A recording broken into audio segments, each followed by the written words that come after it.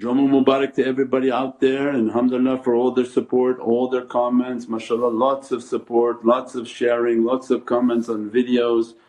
And alhamdulillah, don't forget the water wells, the orphanage programs, the food programs, all of these are run by our community and our people in India, in Pakistan, in Kenya, Canada, Los Angeles, Chicago. So alhamdulillah lots of programs and thousands of pounds of food and 1,000 water wells and thousands of people have been reached and blessed and dressed. So alhamdulillah, mashallah, Allah give us more and more himmah and our people to have more and more himmah. Those whom are actually doing the work out on the road and those whom are supporting and paying for those things to happen. So alhamdulillah, this small group of people can make a big difference in this world inshaAllah, at least for ourselves, our family and our community, that all these actions will be written for our families as a safety through these days of difficulty and hardship, a day in which people won't find anything to eat. As-salamu alaykum Sayyidi. Wa alaykum as-salam wa rahmatullah. Mawlana Shaykh relates to us that the reality of the whale that swallowed Jonah is the reality of our Master Shah Naqshband's soul. What is the celestial reality of that whale? A black hole? A galaxy?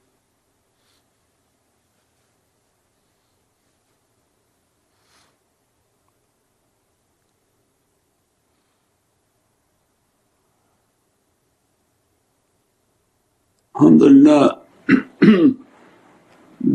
the oceans and the reality of Mawlana Shah Naqshband that can't even be understood, Fard al-Alam Shah-e-Kul.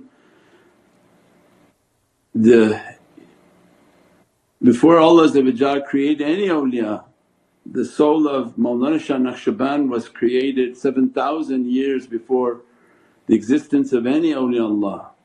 That what Allah put in the reality was said that the tariqas, the soul of all tariqas is Naqshbandiyatul Aliyah. That what is taking from the secrets of the holy companion Sayyidina Abu Bakr as-Siddiq and Imam Ali salam, and from the reality of what he created, of the reality of these Muhammadan lights in the soul of Mawlana Shah Naqshband, its immensity and its immense blessings. That in an ocean in which we described as Sayyidina Abu Yazid al-Bistami was in his marifah in the As-salamu alaykum wa rahmatullahi wa barakatuh. This is Shaykh Nurjan. Thank you for watching the video that you're watching. InshaAllah, if you're happy with the content and happy with these programs, please support the button below, the programs that we have for our orphanage repairs, our water well, Give the Gift of Life, our mobile food vans. We have now 5 vans: Vancouver, Chicago, Los Angeles, Pakistan. There's many programs that reach thousands of people and rescue foods and give those supplies to people in need. Your support is greatly appreciated. Also, be so kind as to leave loving comments and please share the stream. Every bit counts. As-salamu alaykum wa rahmatullahi wa barakatuh.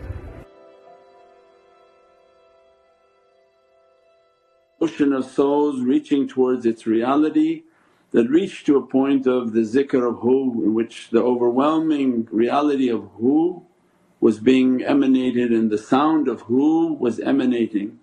And as he dove deeper into that reality, he came upon a station in which one of the realities of Mawlana Shah Naqshband was the nazar over the pearls and the realities of insan. That anyone whom Allah going to grant them their reality, their soul, its image like a pearl in Divinely Presence. The same pearl that Sayyidina Muhammad when Allah described to Prophet, I have created all this creation for you, and showed them as beatific pearls. And Prophet was so happy to receive them. Then Allah said, but let me also show you their state in which their actions have dirtied their reality.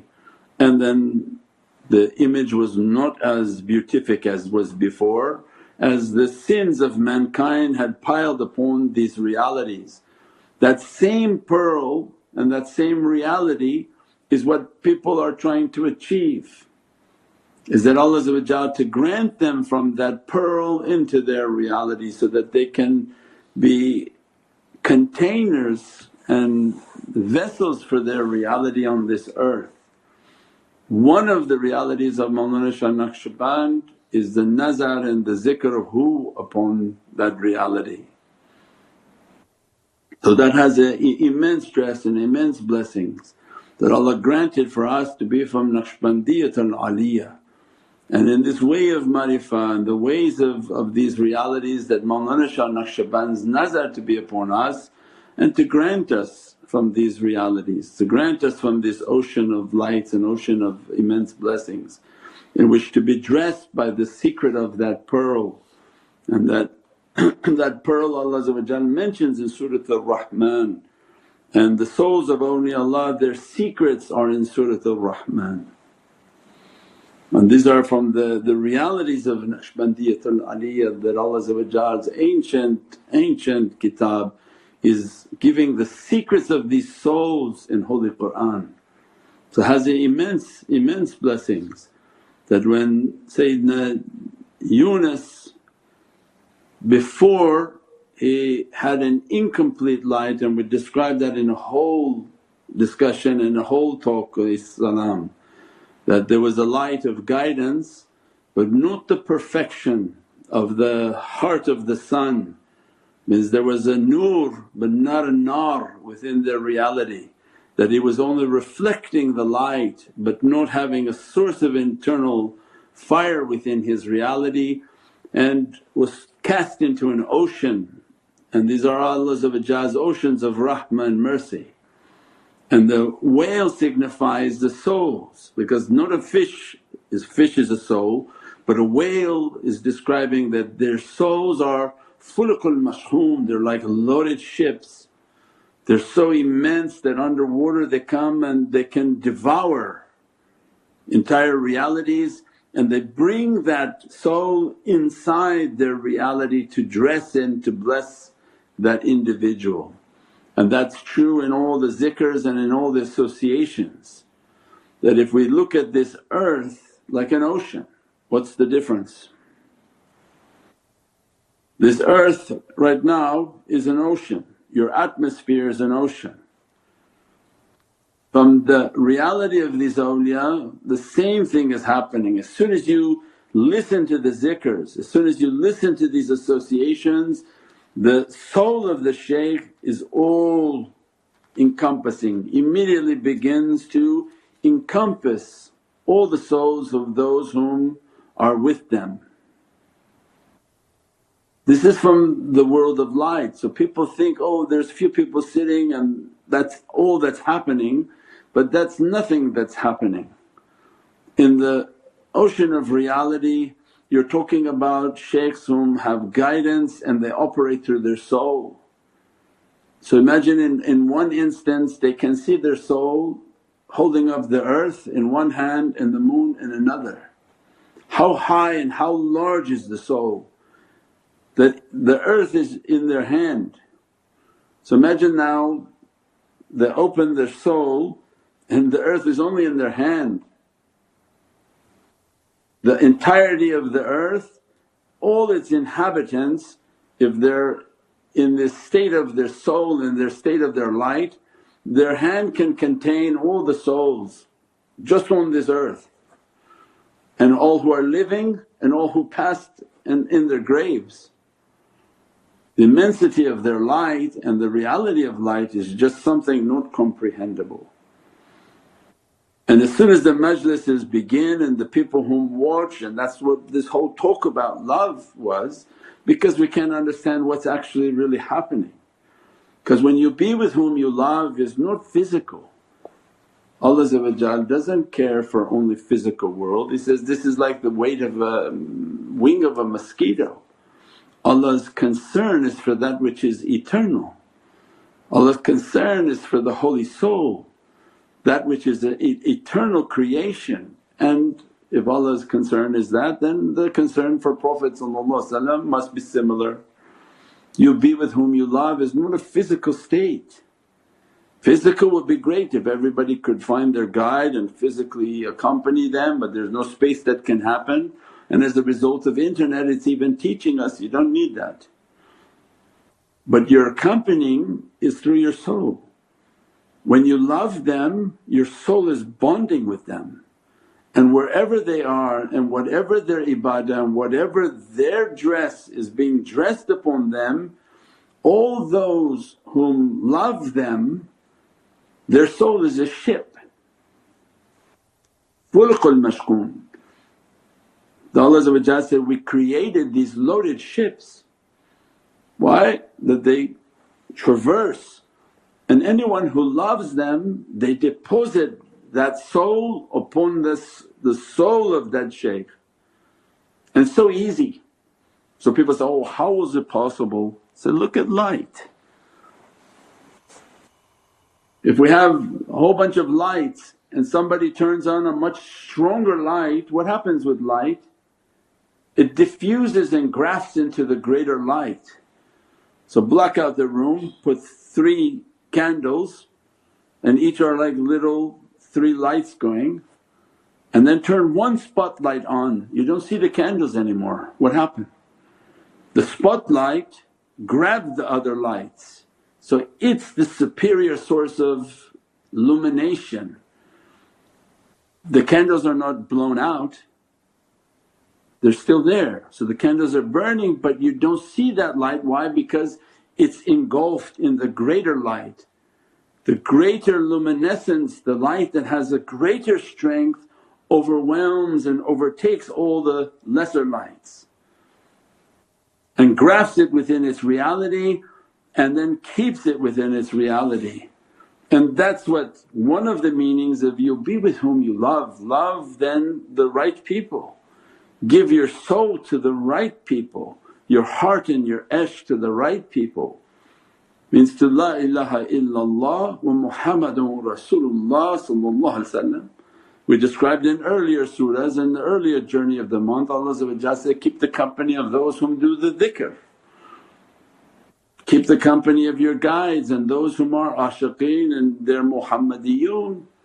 And as a result that love that you develop within your heart and emanates through the pores of your light and your soul, its natural bond is your soul will connect back. You don't have to send it with your mind, all you have to do with your mind is open your mind to have a love and good manners, good character. And as a result your soul moves and levitates towards them. And as a result they are like ships, they grab everyone and their ship is going back into whom they love, because their shaykhs are always holding them in their ship, and that ship is in another shaykh's ship, that ship in another shaykh's ship, until you're in the ship of the heart of Sayyidina Muhammad in which he is insan kamil, in which everything is within that one ship. And La ilaha illallah is the power and qudra of that reality of Muhammadun Rasulullah. So it has immensity, the light and love has an immense reality, and we should never think of it physical. This is not physical, this is not a guy to run to you and sit there in Vancouver and be here and be there. This is about the love through your heart, through your actions and your deeds. And it's not about emailing and saying, I love you, because that doesn't mean anything. Allah said, we seal your lips on the day that you rise into our presence. This is about a love that is through the action of insan, that they do their dhikr, they do their awrad, they do their support, they go out and try to feed, to do their charity, to study, and they develop that love through their actions they're doing. That speaks louder than words. The actions speak louder than words, because anybody can say, your children say, I love you, but they don't love you. As soon as you don't give them the allowance they actually then say bad words back to you. So love and by tongue is not of importance. This love is by people's actions. So that's why we keep telling you, we see it, we see your comments, we see the people. We go through every single email to see what possibly people are doing, what they're commenting, who's posting, who's sharing. That's love. Not the people come saying, no, I love you, I love you, I love you. This is what this is about. This has to do with people who want to show their love through their actions, their studying, their learning, going out and feeding. This is the greatest example. Prophet must be so happy, look your students are giving food. They understood, they're going and trying to help, they give drink, they give water, they do all of these charitable acts, they post these articles. That's what makes everything to be so beatific, in which the shaykh feels very honoured in the presence of Prophet that look the students are actually, they're putting their faith in action. Their faith is actually manifesting and now is affecting people and blessing people, and alhamdulillah. So this is the immensity of that way. But all of this is then always to think in the world of light, that as soon as I do these good deeds and good actions, my soul is bonding with them and with him, all the way into the presence of Sayyidina Muhammad, for he's only a representation of that reality.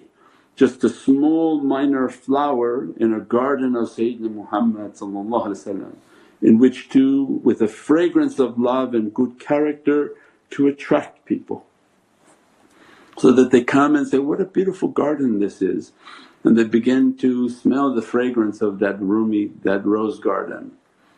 Means that Gulun Muhammadi, the rose is called Gulun Muhammadi and it's the king of all flowers.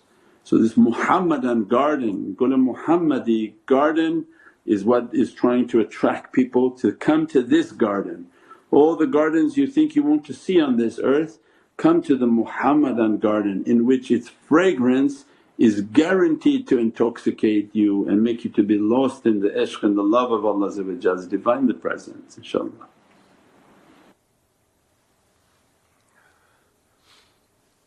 As-salaamu alaykum Sayyidi. Wa alaykum salam wa rahmatullah. Sayyidi, what is the reality of severe anxiety and increased risk of panic attacks at night? They often come with cold chills. Does this have anything to do with jinn attack?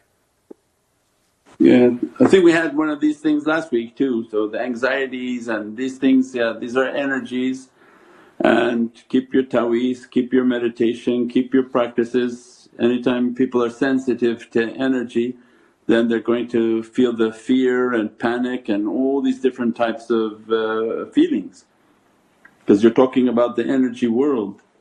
So if the person is strong in their practices, they should feel less and less disturbance in their field of energy.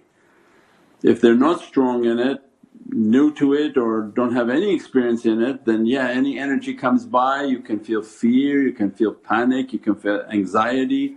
So these are different issues, and this is again all based on you don't have any mental issues.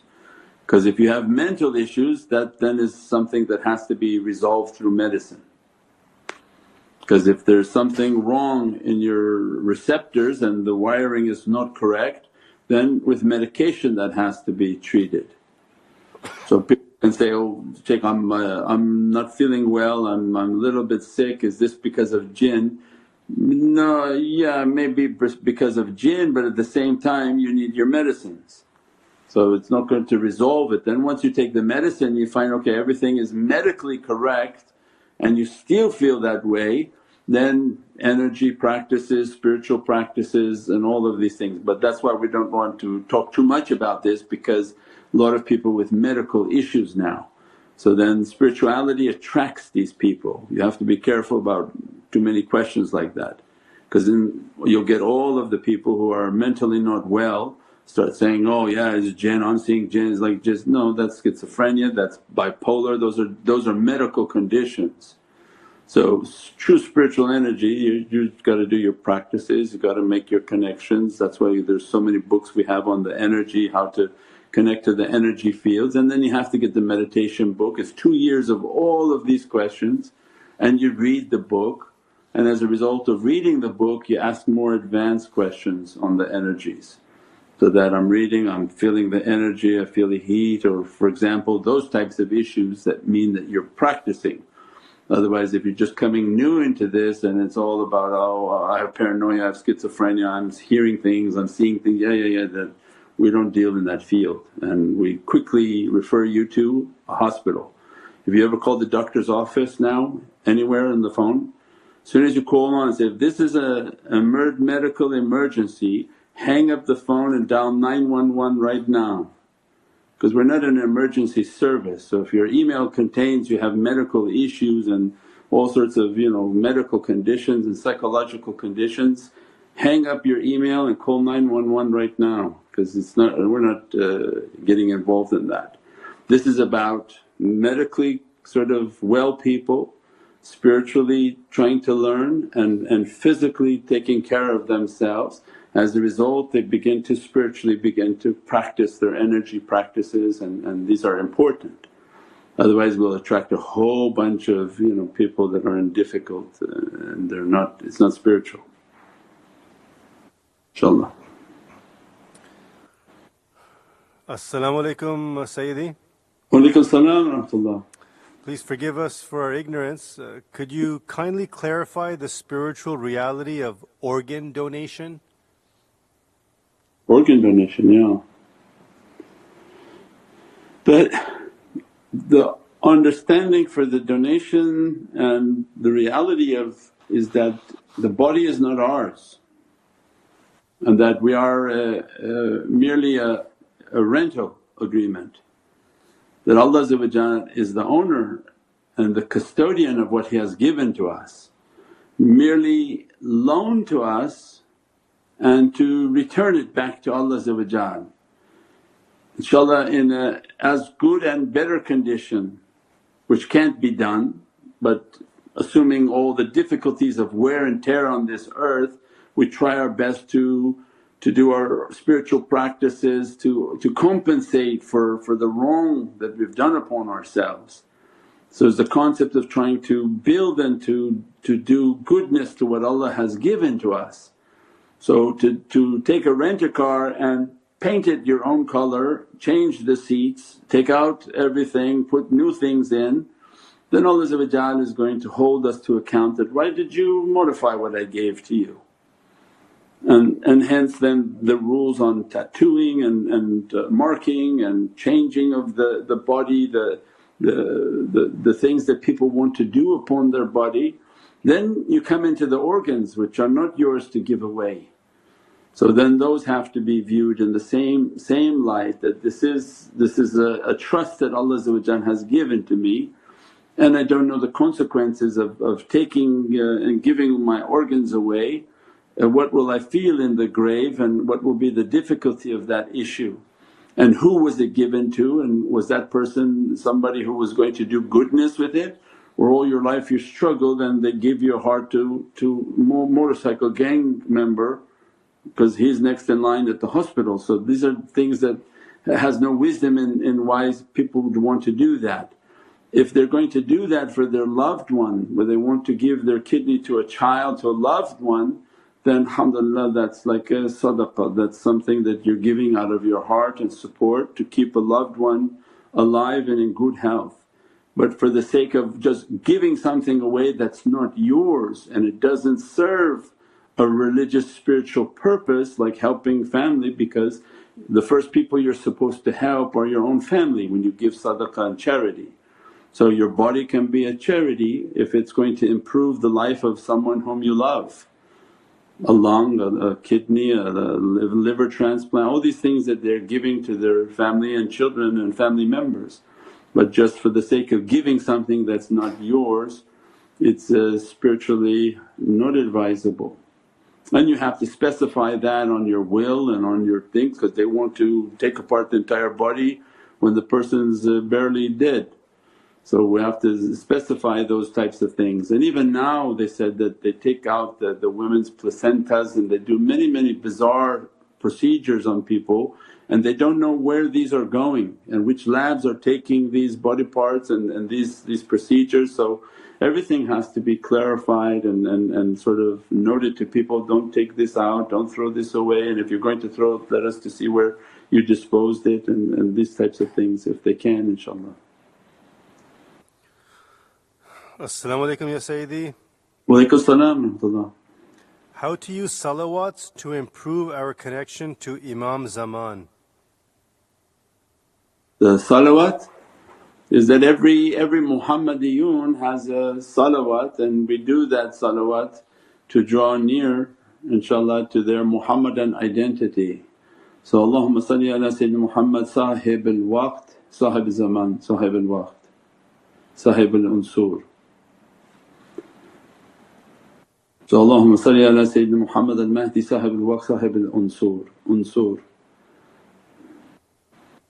And you can do that 100 times a day, making this salawat upon the Muhammadan reality of Sayyidina Muhammad al-Mahdi inshaAllah.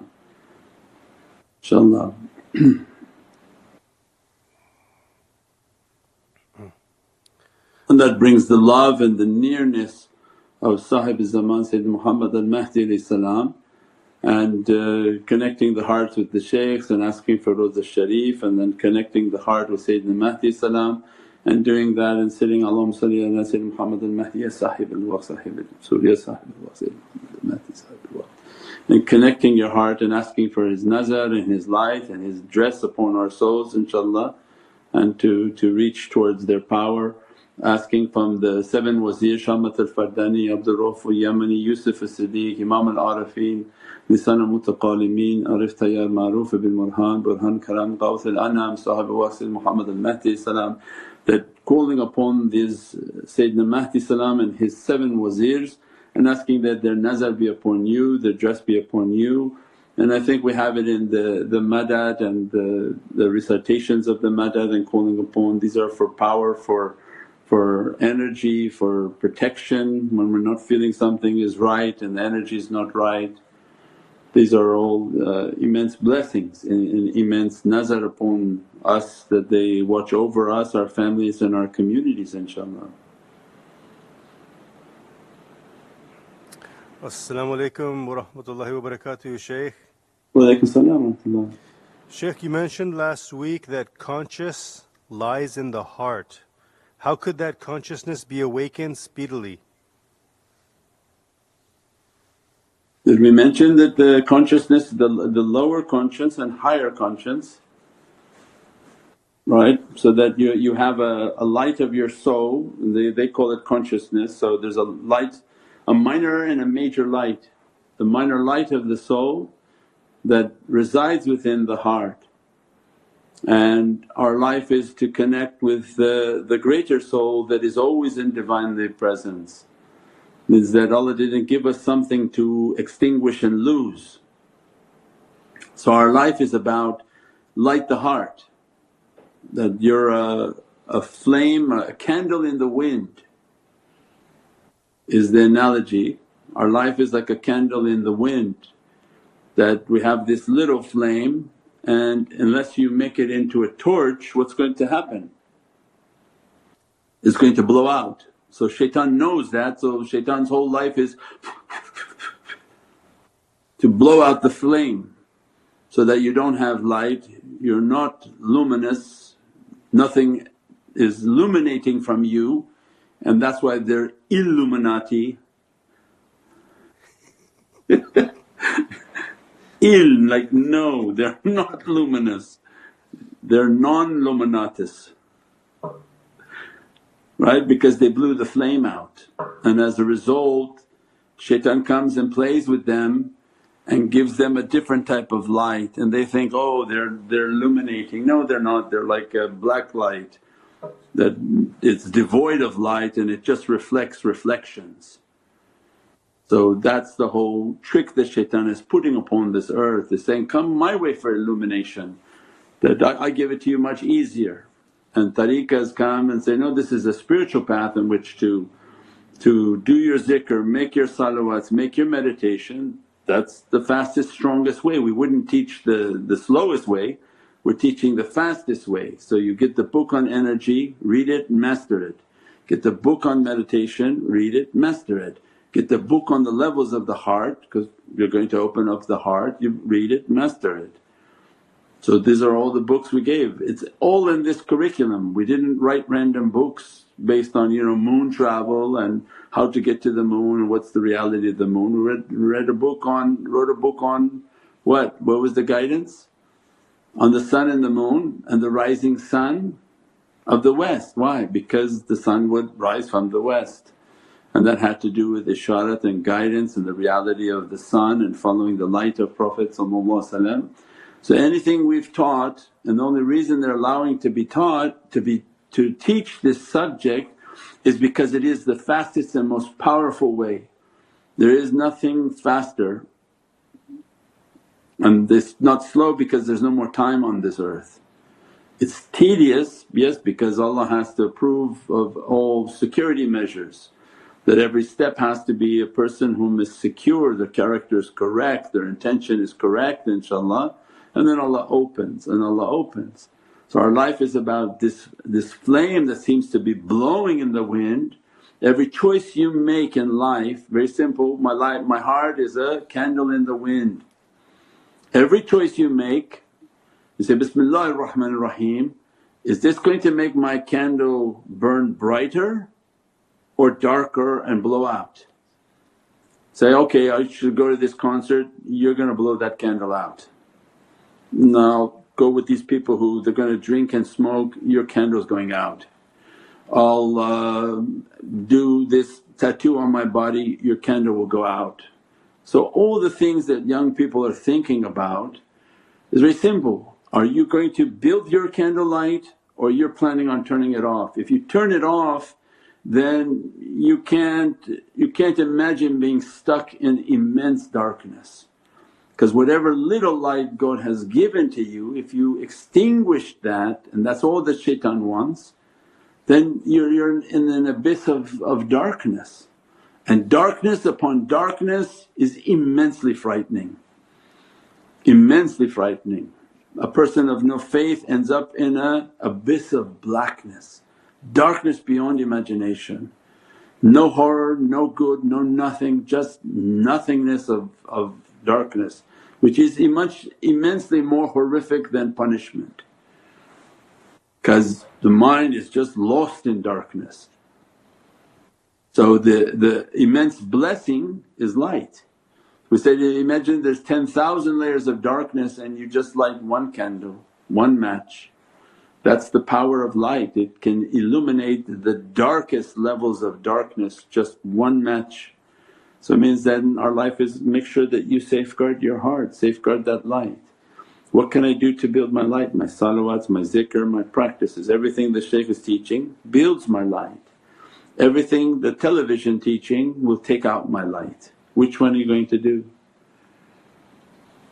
So then most people will do all their practices and then a little bit of dunya, so at least their light is not extinguishing. And that's why they keep a balanced life, and those whom can push more towards the good they do even more practices until their light is no longer a candle, and that's a state in which we call you are lit.